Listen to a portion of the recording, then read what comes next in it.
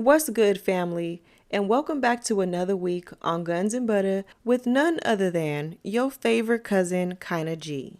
Now, this week we just finished celebrating Valentine's Day, so love is in the air and I'm feeling real light and real soft. And I hope y'all are feeling my vibes this week. And whether you spent Valentine's Day with your lover, your friend, or even at home by yourself, I hope you had an amazing week. And I also hope you're ready for another juicy true crime story, because you already know how we coming. So last week, I kicked off the episode with the Guns and Butter Black History Fun Fact, and I liked that. So I'm going to keep the momentum, and I'm going to give y'all another Black History Fun Fact. So did y'all know that Mansa Musa, who was the emperor of Mali between 1280 and 1337, was the richest man in the history ever? And because this is my Guns and Butter Black History Fun Fact, y'all know he was black. So when Mansa Musa inherited the kingdom of Mali, it was already pretty wealthy. But he made most of his money by trading salt and gold. And over time, his wealth grew to such an extent that historians today still don't know exactly how much wealth he actually had. On a trip to Hajj to Mecca, he gave away so much gold that he actually devalued gold in the region for the next decade. Now, some scholars would argue that he intentionally distributed the gold in order to disrupt other kingdoms' economies, especially Egypt's. Dear Lord, I'm coming to you as humbly as I possibly know how, begging you to send the United States a Mansa Musa so that he can distribute some gold to me within the next 2 hours. In Jesus' name I pray. Amen.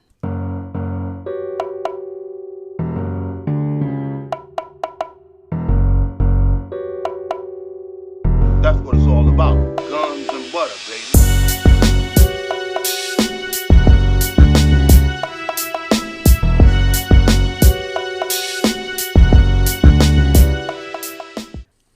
All right, cousins.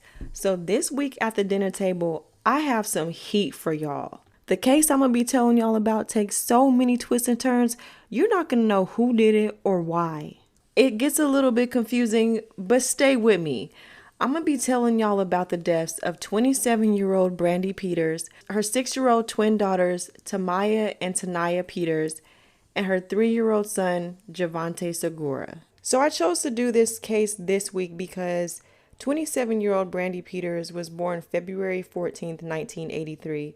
So she would have just finished celebrating her 41st birthday this past Wednesday. So Brandi was born on Valentine's Day in Bainbridge, Georgia, to her parents Mary Richard and her father Donald Peters. She had 3 brothers, Dennis, Derry, and Dale, and 4 sisters, Teresa, Monica, Dana, and Anika. And by the time she got to high school, her family had moved to Tallahassee, Florida. So she finished out high school in Tallahassee and she went on to graduate. After graduation, she ended up working little odd jobs until she finally found her real calling, doing hair. Now, Brandi wasn't no licensed cosmetologist, but she was doing a damn thing, whipping up whatever hairstyle that came to your mind right in her house. Brandi was described by her family as somebody who was really charismatic, she was good-hearted, she was loving, and she was feisty. They say if you came to her with some BS, starting some stuff, she was definitely going to be the one to finish it. But she was always the person who was cracking jokes. She was clowning. She was the funny one in the family. And because Brandi grew up in such a big family, that's what she valued the most. Like, she loved spending time with her loved ones. She loved being in family functions. Like, being around her family was her type of vibe. Brandi actually had a favorite cousin, and her name was Janet Howard. And they were so close in age and grew up spending so much time together that they were more like sisters and not cousins. And over the years, their relationship continued to grow. So much so that when Janet went off to college, she went to Florida State University, which wasn't far from where Brandi was in Tallahassee. So they were always in contact with one another. Janet was actually the cousin that introduced Brandi to an older guy, and his name was Antonio Anthony. Now, he was always on the scene trying to impress the younger girls, but he was a bad boy. And that was what Brandi was really attracted to at the time. So Brandi and Antonio ended up dating for about a year until she found out that she was pregnant. And not only was she pregnant with one baby, she found out she was pregnant with twins. So she gives birth to her twin daughters, Tamiyah and Taniyah, on September 2nd, 2004. And because she and Antonio were not married, the twins took her last name, Peters. And unfortunately, Antonio wasn't even around for that long, because when the twins were just 1 year old, he was convicted of 2 counts of cocaine possession and grand theft of a motor vehicle. And Brandi was left alone to raise these babies by herself. But luckily, she had the support of her family and, of course, her mom. And I couldn't find a whole lot of information on the twins, Tamiyah and Taniyah, because they were so young. But I did read that the family said they were rattlesnake mean. They were sneaky, but they were so smart. And when the twins were just 2 years old, Brandi ended up meeting a completely different type of dude. Now, when it came to Antonio, Brandi was young, looking for a good time. She wasn't trying to have anything serious. He was older, he was a hot boy, he was a little troublemaker, and that was just attractive in the moment. But now she had 2 babies to look after. And that's why when Brandi met Henry Segura, he completely swept her off her feet. He was the complete opposite of Antonio. Now, Antonio was the rough hood nigga, and Henry was exactly what Brandi needed at the time to settle down and mellow out this nice, soft girl era that she wanted to enter in. Henry wasn't a street dude at all. He wasn't sitting around in the trap all day and partying all night. He had his shit together. He had a career as a welder, and he was real family oriented. He wasn't into drugs, he wasn't smoking, he wasn't drinking. He was really the ultimate lover boy.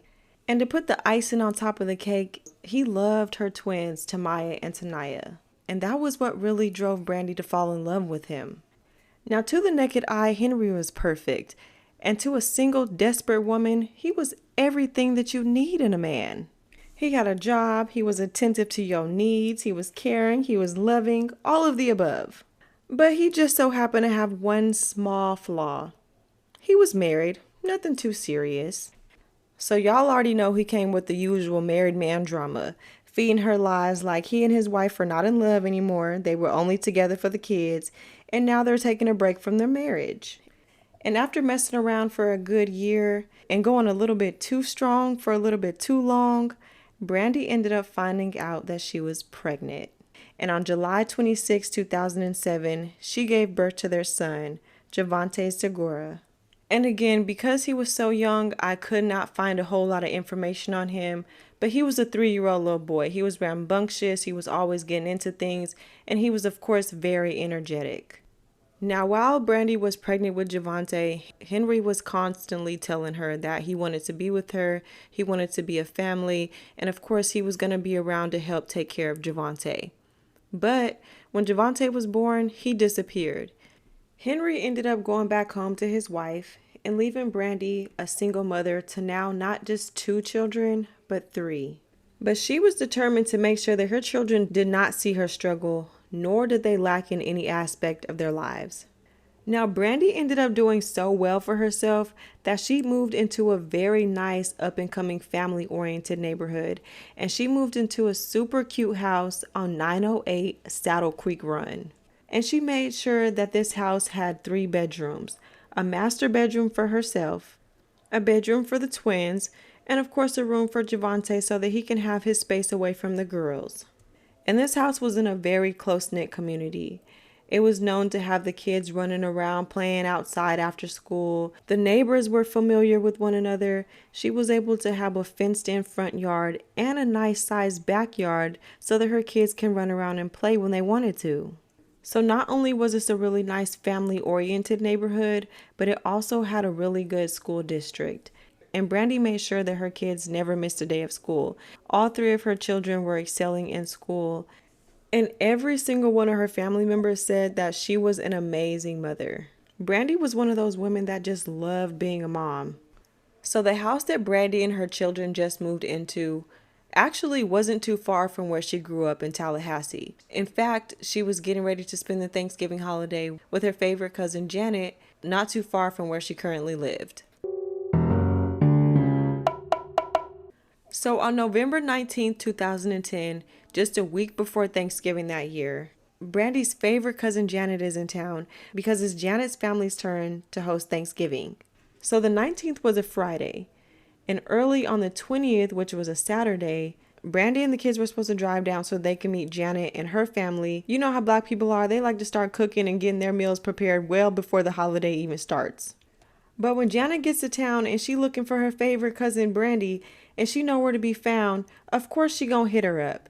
And when she hits up Brandi and she gets no response, this is a complete shock. Because for one, Brandi is already supposed to be at the hotel with the bottles in hand ready to turn up. And the fact that she's not answering, this is a complete surprise to Janet. So Janet gives it about an hour. She's like, okay, let me take a shower. Let me get settled. Maybe she was having trouble getting on the road. She got to get the kids ready. Whatever. I'm going to give her a second. So she calls her back in about an hour. And when she doesn't answer, Janet immediately suspects that something is wrong. Now, it's one thing if you don't answer the phone for your cousins, but it's a whole nother situation if you don't answer the phone for your mama. They end up getting Brandi's mom to call her and she still doesn't answer. So her mom said, oh, hell no, something is definitely up. She always answers the phone for me. And her and the kids was already supposed to be here. So something is definitely up. So the family ends up alerting authorities that they need to do a wellness check on Brandi and her kids. And it wasn't until 10 hours later when the police arrived at the little house on 908 Saddle Creek Run. So when the police first arrive at Brandi's house, they see that it's a really nice neighborhood. It's a nice, close-knit community, family-oriented. There's neighbors out, kids outside running around, and they don't know what to expect. So when they knock on the front door and nobody answers, they make the executive decision to enter in through the back door. So when you walk into the back door, you have no choice but to walk down this long hallway. And at the end of this long hallway, you'll meet the front door. And in the front door area, there's the foyer. And when they get to the foyer area, that's when they find 27-year-old Brandi deceased. Now in this area, they measured at least a 10-foot ceiling. And there's blood splattered all up the wall. It's smeared all along the hallway, all in the front of the house. There's blood in the carpet. It's everywhere. And they can see that Brandi fought for her life. And at one point, they can tell that she had even run outside and was dragged back inside and was ultimately finished off. As they do a little bit more examining, they see bullet holes all in the front of the house. And they also see that Brandi sustained at least 7 gunshot wounds. But shockingly, it wasn't the gunshots that killed her. It was her getting beat to death that caused her to die. And it was her getting beat that caused all of the blood splatter to get all up this 10-foot wall. And for most police officers getting called to do a wellness check, this is the worst crime scene that they have ever seen in their entire careers. So after they look over Brandi's body at the front of the house, they walk towards the back of the house to get to her master bedroom. And in the master bedroom, they see that the phone cord is completely ripped from the wall. So just based off what they see so far, they can tell that an extreme physical altercation took place. So right now, everything is quiet. Everything is completely eerie. Everybody is just speechless right now. So when you're walking down this hall, if you make a right, you'll hit the bathroom. And in the bathroom, it's completely silent, but they can hear small driplets of water hitting the bathtub. And it's completely dark. It's silent in the house. So they flick on the lights and they walk into the bathroom. And when they get into the bathroom, they see the bathtub is full of water, but the water is completely red. And in this bloody bathtub water, they see all of one twin and part of another. And when they pull the twin sisters out of the water, that's when they see 3-year-old Javonte at the bottom of the tub. So like I said, this is a really close-knit community. And while all the investigators are going through the house trying to get all this evidence, there's of course a whole bunch of bystanders and neighbors standing outside in the front yard. So they don't want Brandi's family to find out in the worst way possible what has happened to her and the kids. So they do the best they can to notify the next of kin as quickly as they can. So the first person that they notify is Brandi's mama. And they get to asking her questions about who the kids' fathers are so that they can notify him and let him know what's going on as well. And she lets them know that they have 2 separate dads, and the father of the twins' name is Antonio Anthony. And she also throws in there that Antonio and Brandi just left court earlier that week in regards to child support for the twins. And she tells them that Antonio was ordered to pay about $300 a week to Brandi for the girls. And to their surprise, as they're finishing up at the crime scene, they find Antonio out front of Brandi's house with the rest of the bystanders. When the investigators initially approach Antonio, they have no idea what they're getting themselves into. They don't know if they're about to get some solid answers out of him or if he's a potential suspect in these murders. But this man is drunk as a skunk, loose as a goose. Don't get him started. And he says, I ain't going nowhere with y'all until y'all tell me what my daughters are. So while they're trying to get some answers out of Antonio's drunk ass, Brandi's brother Dennis ends up calling Janet and letting her know what's going on. So when she answers the phone, she's expecting to hear some good news. But Dennis says, Janet, Bran is gone. And she says, okay, give me 1 second. I'm going to call you right back. Because she don't know if she just heard him correctly. This is her favorite cousin. She hopes she did not hear him correctly. So she says, I'm going to hang up and I'm going to call you right back. So she gives it a couple minutes and she calls Dennis back. And she says, okay, so what did you just say? And he says, Bran is gone. And she says, okay, so if she's gone, what about the kids? Where are the kids? And he says, the kids are gone too. So in the meantime, Antonio ends up deciding to come down to the police department to give a statement. And like I said, he was drunk as a skunk. So when he gets down to the police department, the detectives end up figuring him out very quickly. So he ends up giving them a backstory on he and Brandi's relationship. And he lets them know that he and Brandi met when she was very young. And after not knowing each other for very long, she ended up getting pregnant. And after she had the babies, he ended up getting sentenced to do some jail time. He tells them that he was actually just released about 7 months prior to this. So he and Brandi really didn't have a real relationship. And of course, because of that, he had no relationship with the twins. And he says, y'all can't even begin to understand the pain that I'm experiencing right now. And they say, Antonio, you know what? To be honest with you, you're right. We'll never understand the pain that you're going through right now. So they go ahead and ask him when was the last time he had the opportunity to see the girls in the past 6 years. And he says, that's the part that hurts the most. I didn't even get the chance to see them. But he tells them that he did get the opportunity to see Brandi just this past Wednesday because she took him to court for child support. So they said, Antonio, how do you feel about Brandi taking you to court for child support? You just got out of prison, and I'm sure you don't have a job at the moment. So how are you even going to be able to pay child support? Are you angry about that? He says, I ain't had no problem with it. I love my kids to death.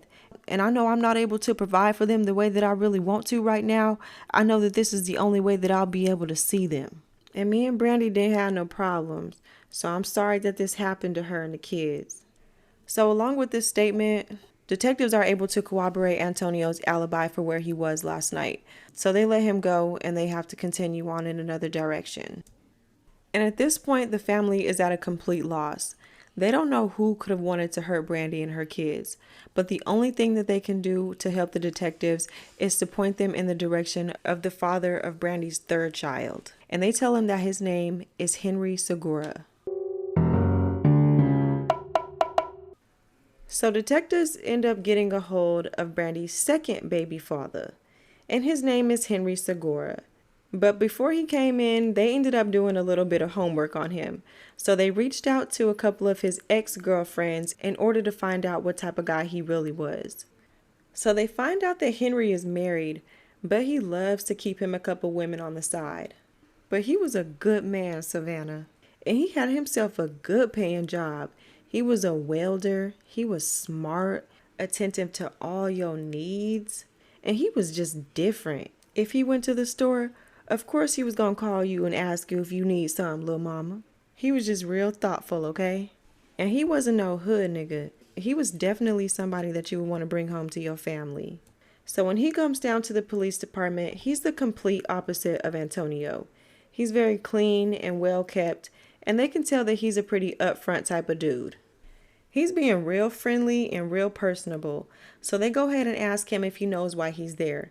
And he's like, yeah, somebody killed Brandi and the kids this morning. So detectives jump right in and ask him how he met Brandi. And he tells them that he met Brandi when he was on a break from his wife. And he knew that she had young kids, but he wanted to take care of her and her babies. He says that they dated for about 2 years before she ended up getting pregnant with Javonte. And he was actually there for the birth of their son. He tells them that he even signed the birth certificate. So they ask him what type of person he thought Brandi was. And he says, she was spunky. And let me just tell you one thing. If we're investigating my murder, don't ever get in there and tell them I'm spunky. What do I look like, a dog? And I guess he picked up on them having a similar reaction to the one I just had about him calling this woman spunky. And he's like, okay, she was down to earth. She was very sweet. She was a cool person, a really good mother, and she was a go-getter. And they're like, okay, so if you felt this way about her, then why did you guys end up breaking up? And he's like, well, we broke up because I decided to go back home to my wife. And they say, okay, well, did you and Brandi end up working out some sort of child support agreement? And he's like, no, I ended up actually filing the paperwork and putting myself on child support. And they're like, now, why would you do something like that? And he's like, well, I didn't really want to be with Brandi anymore. I wanted to go back home to my wife and my family, but I still wanted to be able to show Brandi that I would support her and the baby. And they're like, okay, this is a solid dude right here. They say, okay, Henry, well, can you walk us through how your Friday went? And he's like, sure. I woke up around 7 o'clock. I had to get the kids to school by 9.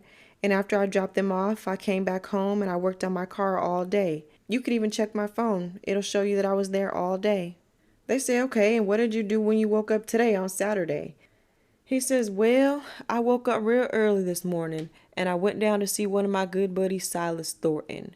And when I got down there, we was practicing shooting our bow and arrows because one of these days we gonna get out there and we gonna hunt some deer with our bows and arrows. So we was just getting some practice in. Now this time they get Silas's address and they get his telephone number so that they can corroborate Henry's alibi.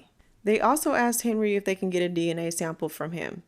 He cooperates fully and they're able to continue on in the investigation.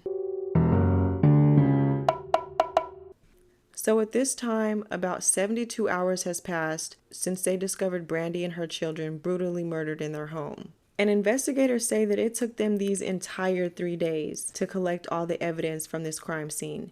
And you wouldn't imagine the amount of photos and evidence and DNA that they collected. So amongst all the evidence that they collected, they got some articles of mail from Brandi's house. And these letters were addressed to Brandi from the Federal Department of Corrections. And they were being sent from a man named James Santos. And one of the letters actually came in just 1 day before Brandi was murdered. And one of Brandi's neighbors actually came forward and said that Brandi opened up this piece of mail right in front of her that day. And she says she distinctively remembers Brandi saying, "Oh, I'm so tired of hearing from this dude." And they see that in these letters, James is portraying himself as being some sort of high-level, high-ranking gangster. And he's proposing marriage to Brandi. And it's pretty much saying that if she accepts his proposal, he'll give her $25,000 and a Mercedes-Benz. What? You would do all that for little old me, James? Of course I'd marry you. So being that James is already in the feds, they had no problem tracking him down and bringing him in for questioning. Now, when he get down there, he tells them that he's a part of the Vice Lord gang. And he tells them that his rank is a 5-star Universal Elite. And the only question I have for him is how long did it take him to make that rank? Because I'm still trying to figure out how to make E6 in the military. How the fuck you get 5-star Universal Elite? Now, I don't even know how far that is up the ranks, but I know good and well it's higher than an E5. Anywho, so detectives want to find out if James has any involvement in these murders. So he tells them that he's actually never met Brandi in person, and he met Brandi through one of her friends that's locked up with him. So basically what Santos does is he watches over the inmates and he sees who they call and who they write. Now, I don't know if he bribes them or if he bullies them or how he gets their contact information from these inmates, but he ends up getting these women's contact information and he starts writing them, proposing marriage and offering them cars and money and all types of weird shit. And let me just say this one thing real quick. If any of my family members or friends ever get locked up and y'all give away my personal contact information to an inmate so they can call and write me, you're dead to me. So James denies having any involvement in the murders, and they don't have any real reason to believe that he has the powers to pull something like this off from behind the prison walls. And he doesn't seem really reliable in his information. So he's quickly eliminated and they continue on in the investigation. So initially, the detectives were supposed to get the DNA results back for this crime scene within days. And then it took weeks and then months. So the family was left with no closure, and the only thing that they can do was try to move on the best way that they knew how. Detectives go back to the drawing board and they try to figure out what they're missing, like what are they not seeing in order to solve these murders. So they realized that Brandi's phone was missing from the crime scene. And based off of speaking to her family and her friends, Brandi lived on her phone. She documented and took videos and photos of everything. And because they didn't have her physical phone, they had to go through her phone company in order to get her phone records. So they get a huge break when they read off just one number off of her phone records. And one of the detectives actually recognized it because he had written it down earlier in the investigation. So when the investigator looks back in his notepad, he sees that he had written that number down for Silas Thornton. And Silas was supposed to be Henry Segura's alibi for the mornings that the bodies were discovered. So because this number was discovered on Brandi's phone, and it just so happened to come from Silas Thornton, a man who was supposed to be corroborating another man's alibi, they wanted to bring him in and see what his involvement was, or just see if he knows anything about the murders.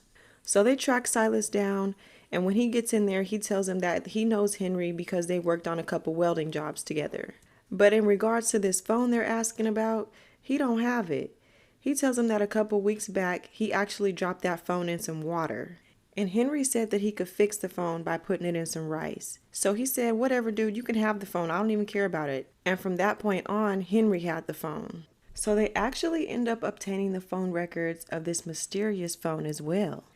And they get a hold of a number that was frequently called in this phone. And a woman by the name of Brianna answers. Now, when Brianna answers the phone, she gives detectives the lowdown dirt on Henry Segura. So we already knew that he was a little player, but she pretty much confirms everything that they already knew. She tells him that she knew that he was married, and she also knew that he was messing around with other women, including Brandi. But none of that really mattered to her, because at the end of the day, Henry was constantly telling her that he was going to leave his wife, and he didn't plan on being with her for too much longer. But other than that, he didn't really tell her anything negative about his wife, but he was always talking trash about Brandi and how she was trying to use this baby against him, and he didn't even think the baby was really his. But she did go on to tell them that initially she didn't even really like him, but he ended up charming her, and she eventually fell in love with him over time. But she said after a while, his true color started to come out. And she started to see that he was really sneaky. He had multiple phones. And if he was lying to his wife, of course he was lying to her. She tells him that he would use a burner phone to talk to his hoes. And he would leave his main phone at home so that if his wife ever questioned him or tried to go through his main phone, of course there was no evidence on it because that wasn't the phone he was using to do his dirt. And then Brianna tells the detectives that just 2 days before the murders occurred, Henry was at her house. And she said he came over pissed. Like, he was light-skinned. She can see the red in his face. He was so hot, he was trembling. And she says he was on the phone with somebody looking for a gun. So after this conversation with Brianna, the detectives take a closer look into Henry. And they see that not only did he have a wife and kids at home, he had another woman with a kid in South Florida. He had another woman pregnant. And then he had Brandi and Javonte. So this man was slinging dick all over Florida. Meanwhile, he had a wife and kids at home. Okay, so looking back at the initial interview between Henry and the investigators, he tells them that he had no contact with Brandi on the day of the murders. And looking at his primary phone, that's true. And according to his phone, he appeared to be at home all day on Friday. But when they look at his second phone, they see that 2 phone calls came into his burner phone. One at 6:53 and another at 8:07 that evening. And both of these calls pinged right on Brandi's house during the time frame that they suspected the murders occurred. So just 10 days after the murders occurred, the police bring Henry back for a second interview. And armed with all this new information that they have on him, of course they're doing whatever they can in order to get him to admit that he was the one that killed Brandi and her children, and one of them being his children. Now this time around, they did not come to play games with Henry. They came right out and asked him what his other phone number was. And he like, what other phone? I ain't got no other phone. And they say, yes, you do. I know you do. And he's like, no, I don't. And they're like, I'm 100% sure that you have a second phone. And he sits back and he thinks on it for a second. And he says, oh, that second phone. Oh, no. I actually got rid of that a couple weeks ago. And how y'all know about that phone? I just used that phone to talk to my little girlfriends on it. My own wife don't even know about that phone. And detectives say, cut the shit, Henry. We know you were at Brandi's house on Friday. And he's fighting it, giving him whatever excuse he has to in order to get out of this. And he says, you really think I killed Brandi and her kids? One of them being my kid? And they say, yes, we believe you did it. And at this time, he stops talking. He says, I don't want to answer any more of y'all's questions because it seems like you're trying to railroad me into confessing to killing the lady and her kids. And one of them was mine. And quite frankly, I don't like your line of questioning. And if I'm not under arrest, I would like to go home. So throughout the investigation, detectives find out that Henry lied multiple times. He lied about how many phones he had. He lied about what kind of father he was to Javonte. He lied about the relationship he had with Brandi. And of course, if they see that he has multiple girlfriends, he's lying to his wife. So if he's able to keep those type of lies from his wife, imagine how easy it is to lie to the detectives. But they don't have any real evidence to tie Henry to these murders. So of course they had to let him go. Now in big murder cases like this, in order to get a conviction, the DA expects there to be some sort of DNA evidence that connects the suspect to the crime scene. Now with all the DNA evidence that they collected at the house, there should have been some sort of DNA evidence left behind from the perpetrator. So you would think, but there actually wasn't. And for a good 5 months, this case goes cold. Now, cousins, I told y'all in the beginning that this case takes a couple unexpected twists and turns. And this is just the first half. So I know y'all want to find out what happens with the rest of this case. So make sure y'all tune in to part 2 so that I can give y'all all the juicy details that wrap up this case. That's what it's all about. Guns and butter, baby.